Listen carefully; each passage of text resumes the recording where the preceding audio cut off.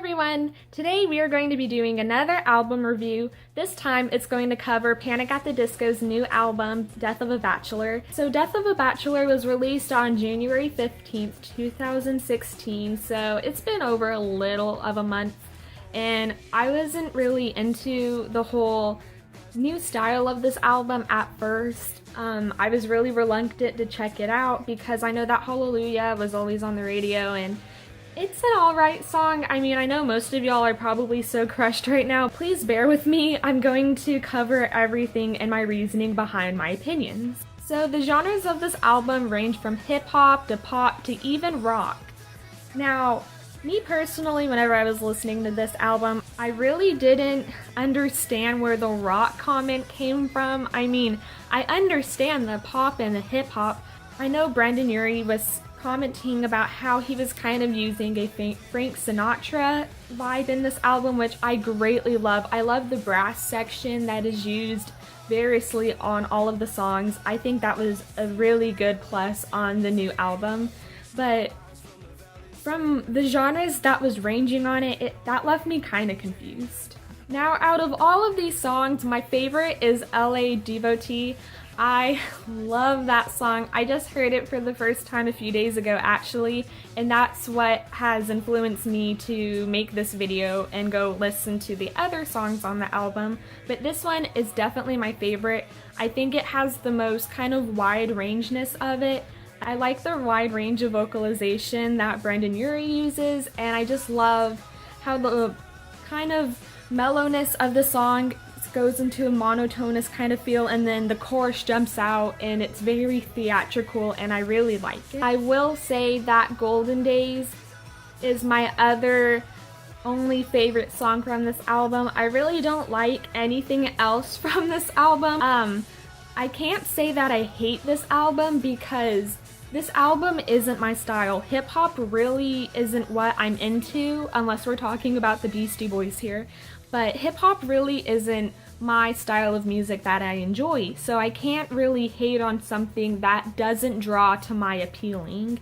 So I will say that I don't like the album, but I won't flat out say I hate it. Now, ever since everybody left Panic! At the Disco and it was just kind of Brendan, I was really kind of skeptical on checking out any of their new work because I know that their style is ever changing, which is something that I encourage for a band.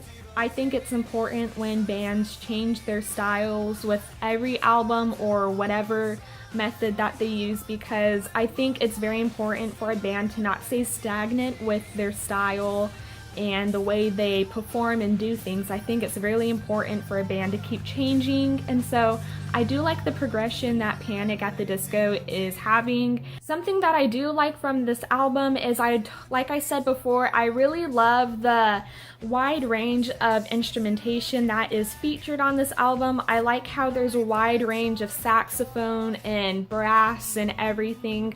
I really like how you can kind of pull out different colors in the songs, and like I said, Brendan Urie was going for a Frank Sinatra feel, which at first I was like, is he serious? Like, because he's kind of jazzy in a sense, and then whenever I started hearing saxophone and trumpet and trombone in the songs, I was very allured by it. I really like how it was used and it was done. I really enjoy it. And I also really like the wide vocals that Brendan was singing. I know that he has a very wide range of vocals, and I know that Brendan can sing very awesome, not just in the studio, but in live performance also. And so just hearing how much he improves as a singer from each album, it's so awesome to see him grow as an artist and a musician, because he has so much talent. And I know that this is only the brisk of the iceberg. I know that there's so much more that Brendan will accomplish throughout his time in Panic! At the Disco, and maybe he'll go on to do other things such as solo work, or maybe do things with other bands. I know that there's so much potential that Brendan has, and I'm very excited to see what else he'll do. Now, a main single from this album is Hallelujah. I know this gets a lot of radio time, At first, I really didn't like it, and then it began to grow on me, and then I slightly started to pull away from it because due to the overmassive of radio time, and I just feel like it's really repetitive. I feel that about a lot of songs, that the lyrics do get repetitive, but I know that to make a song good, that it kind of has to be repetitive. Studies show that whenever songs are repetitive, that it grows the attention from mass audiences. So to some extent, I am okay with it being repetitive, but I don't know. Like I said, it's not really my style. Doesn't mean I hate it. I approve of, the change in it. Basically, whenever I was listening to this album, I was like, this sounds like a hip-hop club right now. To go back to the wide range that Brendon Urie has, I know on the song Don't Threaten Me with a Good Time, I was very pleased with that song also, because there are some times that Brendon was singing in a very high range to a very low range, which I really love. Something about that, hearing a male voice range that high, and it not being a pop singer, it really makes my heart warm because I know that's something that you hear a lot in the pop music industry, but to hear kind of I'm not calling Panic at the Disco a rock band, but they have had background history of being such as, and so I am going to reference Brendon Urie as a rock singer.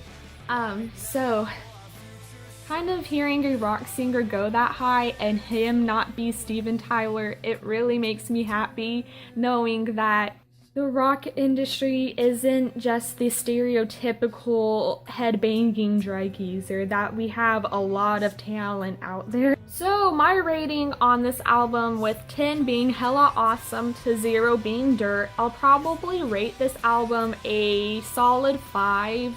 Only because I can't rate this a 1 because the style isn't what I'm into, but this album has many positive points on it. Like I said, from the vocalizations to the instrumentation to some lyrics are really good. Golden Days is very strong.